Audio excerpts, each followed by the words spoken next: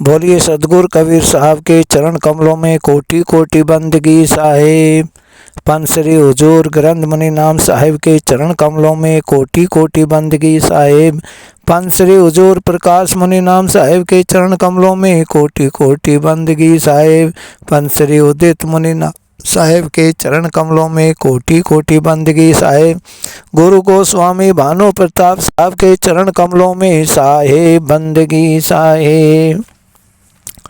प्रिय सज्जनों, जो ब्राह्मण लोग थे, जो आचार्य लोग थे, उन्होंने ऐसा भ्रम फैलाया हुआ था दुनिया में कि जो काशी में मरेगा वो वैकुंठ धाम को प्राप्त करेगा और जो मगहर में मरेगा वो नरक जाएगा, यानी गधे की जूनी पाएगा।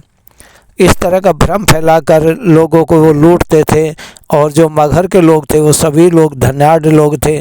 तो उन्होंने उनके धन पर निशाना लगाया हुआ था कि ये धनाढ़ लोग अगर यहाँ काशी में आकर करोत खा के मरेंगे तो इनका सारा जो धन दौलत है, वो जो सारा सोना चांदी वो हमारे पास होगा।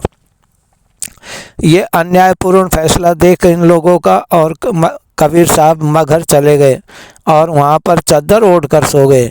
और जैसे ही वहाँ पता चला कि भाई साहब परलोक जा चुके हैं या अंतर्धान हो चुके हैं, तो लोगों ने वहाँ जाकर देखा तो एक चादर के नीचे सिर्फ फूल मिले। और उन फूलों को जब हिंदुओं को पता चला और मुसलमानों को पता चला तो आमने सामने खड़े हो गए और वो आपस में जिद बहस करने लगे कि हम हमारे विधि अनुसार इनका अंतिम संस्कार करेंगे। और ब्राह्मण लोग, जो हिंदू लोग थे, वो कहने लगे कि हम इनका हमारे यहाँ नियम अनुसार अंतिम संस्कार करेंगे। तो झगड़ा ये था कि फूल हम लें और वो कहते हैं कि फूल हम लें।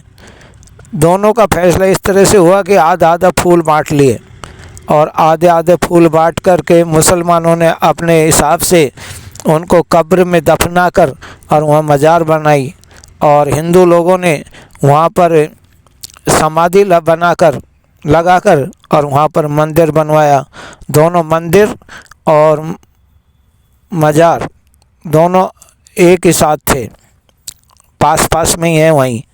तो इस तरह से इन लोगों ने, साहब ने, जो वहाँ करोत खाकर मरते थे उन लोगों का भरम मिटाया और वो अपने लोग के लिए गमन कर गए। तो इसलिए ब्राह्मण का और जो आचार्य लोग का फैला हुआ भ्रम था उसको नष्ट किया और जो मगहर के लोग हैं उनके अंदर जो गलत फहमी बैठी हुई थी उसको दूर किया। साहब ने ऐसे बड़े बड़े उपकार किए, ऐसे चमत्कार किए जिससे कि लोगों का कल्याण हुआ और लोग उनके आभारी होकर रह गए। जो उनके पद चिन्हों पर चलते हैं, जो उनके बताए हुए रास्ते पर चलते हैं, वो अपने परम धाम यानी सतलोक को प्राप्त करते हैं। जब तक संसार में रहते हैं तब तक दुखों से रहित जीवन जीते हैं और जिनको जो दुख लगे हुए होते हैं साहब की शरण में जाने के पश्चात सारे दुखों का नाश हो जाता है, सारी दरिद्रता का नाश हो जाता है और वो संपन्न लोग होते हैं। ये सब साहब की असीम कृपा से संभव है। साहेब बंदगी साहेब।